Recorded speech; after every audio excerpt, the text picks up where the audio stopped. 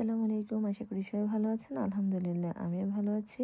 আজকে আপনাদের সাথে 10 রোজার ছোটোখাটো একটা ব্লগ শেয়ার করব। প্রথমে আজকে রুম থেকে শুরু করছি।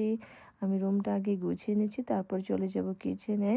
যেহেতু আজকে শুক্রবার একদমই সময় পাওয়া যায় না, রুম গুছিয়ে একটু পর্দাটা সরিয়ে দিচ্ছি। আজকে যেহেতু রোদ উঠেছে, চিন্তা করলাম একটু জানালাটাও খুলে দেই। একটু সকাল সকালে ইফতার রেডি করব, কারণ দুপুরে আমার কাজ শেষ করে বাসায় আসতে 5টা বেজে যাবে গতকালের মতো। এই যে কিচেনে চলে আসলাম। রাতে ওয়াশের পরে সবকিছু পড়ে আছে, এখন এগুলো সব মুছে গুছিয়ে রাখবো।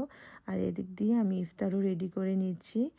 এখানে আমি প্রথমে আজকে লেমনেড বানাবো, তাই লাইমটাকে কেটে নিচ্ছি। ব্লেন্ডারে লেমনেডটা তৈরি করে ফেলি। আর এদিকে ব্লেন্ডার থেকে স্টিকারটা অফ করতে ভুলে গিয়েছি, সেটা করলাম। আর এই যে এই পাতিলটাতে লেমনেডটা ঢেলে নিলাম। এটা ফ্রিজে রাখবো, তাই ফ্রিজ ওপেন করে দেখলাম কালো ফ্রিজটাতে অনেক কিছু আছে। পরে ছোট সাদা ফ্রিজটাতে রাখি, এখানে জায়গা ছিল। এরপর মুরগির বুকের মাংসটা এভাবে কেটে নেই। চিকেন স্টাফড আমি আজকে বানাবো। ক্যাপসিকাম কুচির সাথে ক্রিম, চিজ, মশলা সবকিছু দিয়ে মাখিয়ে নিলাম। এটা রেসিপি আমি যে কোনো সময় আপনাদের সাথে শেয়ার করব। তারপর একটু জায়গা ময়লা হয়েছিল, সেটা আমি ক্লিন করে নিচ্ছি। আমার কাছে কিচেনে কাজ করার সময় ক্লিন থাকলে ভালো লাগে কাজ করতে। উপরে একটু অলিভ অয়েলও দিয়ে নেই। তারপর বাটার দিয়ে আমি চিকেনগুলো ফ্রাই করে নিচ্ছি।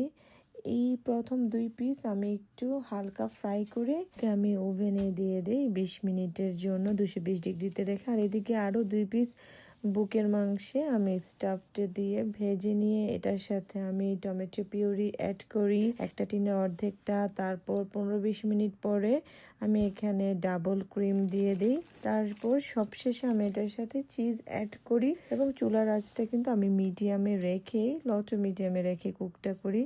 সবশেষে আমার 2 রকমের স্টাফ চিকেন তৈরি হয়ে গেল। এরপর আমি গোসল করে নামাজ পড়ে চলে যাই কাজে। শেষ করে বাসায় আসি 5টা 10-এ। যেহেতু মোটামুটি সব রেডি ছিল, তাই আর বেশি সময় লাগে না। আমি প্রথমে লেমনেডটা ঢেলে নিই, তারপর সমোচা বেগুনি ফ্রাই করে নিলাম।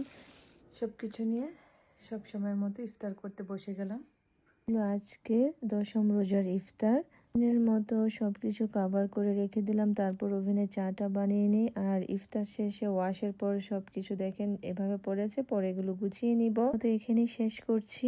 ভালো থাকবেন, সুস্থ থাকবেন। আল্লাহ হাফেজ।